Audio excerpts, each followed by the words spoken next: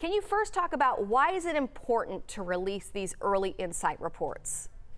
Yeah, so first is just to sort of give a diagnosis of what transpired with any landfalling hurricane, and Helene obviously was no different.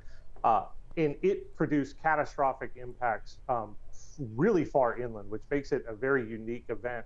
One, to just understand what were the things that came together to produce such catastrophic output, but also just to understand what could be the scope of damage. What was the response? How did we look at how we communicated those impacts? So we're always looking at these things, trying to learn, one, what could we do better? Two, can we diagnose the potential for these kind of impacts should a storm like Helene present itself down the road? So those are all the things we want to gather as really we get into this post-event timeline. It's just to understand what transpired. And to do that, I mean, there's a lot of areas that are not accessible by driving up in the mountains. So how do you come to those early findings? Are you using satellite imagery, going in a helicopter? How do you come to those conclusions? Yeah, for us at IBHS, we rely very heavily on aerial imagery. So that's how we do even a lot of our roof cover damage assessments. So say we have a storm like Milton that could produce a lot of roof damage. We're going to use those early on aerial imagery to help assess sort of the current state of what's going on. And that can come from a variety of different sources. NOAA will fly their aerial mission, so that imagery is extremely helpful for these early on insights, as well as some of the private sector vendors that will go back and use fixed wing or helicopters or drones to get even higher resolution imagery. So all that technology's come a long way. And for us at IBHS, that helps us determine if and then where we may want to use field teams to go investigate something very specific about how our built environment performed, how our homes and businesses fared during these events. And let's talk specifically about Georgia. We know that landfall didn't happen here, but there was significant wind damage, Valdosta up through Augusta, and then here in Atlanta and up through the North Georgia mountains, there was flooding, a lot of flooding. Can you talk more about what you found in your research from that? The tree damage in South Georgia was tremendous, all the way from Valdosta through Augusta, even into the Midlands of South Carolina.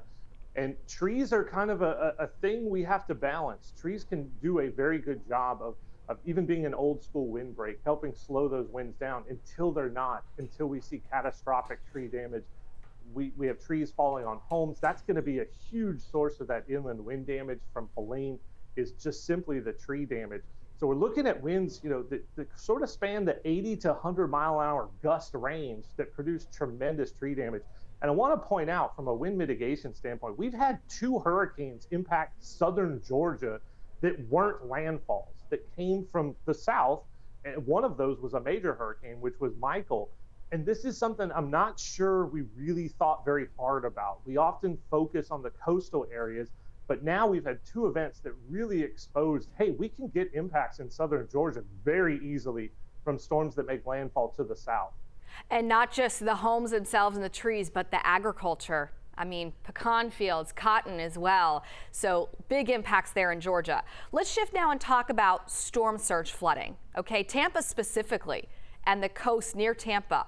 Really bad storm surge flooding, and we're awaiting now another storm surge event for them coming in from Milton. Talk to me about the vulnerability of that part of the coast from Helene.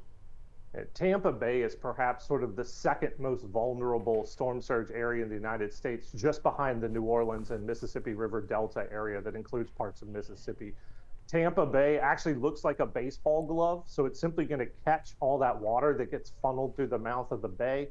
The one thing that sort of makes these events a little lower probability than, say, other areas of the northern Gulf Coast, it takes a very specific track to generate that maximum storm surge. You have to get a landfall that comes in just north of the mouth of the bay to maximize those impacts. But with Helene, we saw Helene moved about 100 miles or so offshore, but it produced enough onshore winds and it moved all that water. We saw 7-8 feet of surge along Tampa Bay.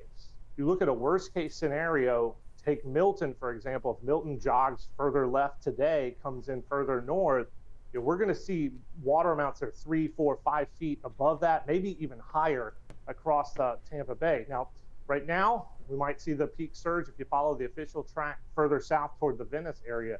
But that part of the country is the second most vulnerable area, and there's so much development there across really that entire metro area down the length of the west coast of Florida. Huge population growth. Let's close with this. Talk to me about what do you hope that putting out these early insight reports and later more findings, what do you hope that helps with the communication and the building codes? How do you hope that it will help better prepare us for more landfalling systems in the future? Helene was one of those events that we saw the most catastrophic impacts occur well inland away from the coast. And this is something that we as weather forecasters, weather enterprise members have to work to try to help folks understand the potential for these kind of events. I'm guessing no one would have thought of how catastrophic this could be, but hurricanes aren't just a coastal problem. They are an inland problem, both from a wind and rain issue. So we're really focused on one, just the education and outreach of what can happen and understanding what the impacts could be. But down the road, there is absolutely a building codes impact. For say an event like Hurricane Ian, we were actually able to look at how good the Florida building code performed in a wind mitigation sense and show that it was worth the extra money, the extra effort to create that great building code system. And it proved itself out in that particular event.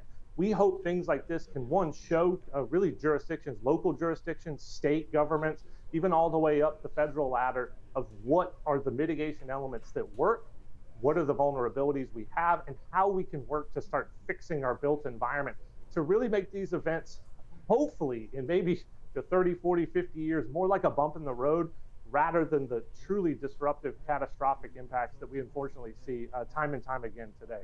And we hope that those Florida building codes hold up as we see Milton making landfall as a major hurricane later on. Dr. Ian Giammanco, thank you so much for joining us today. Thank you, Melissa. It's always great to be here.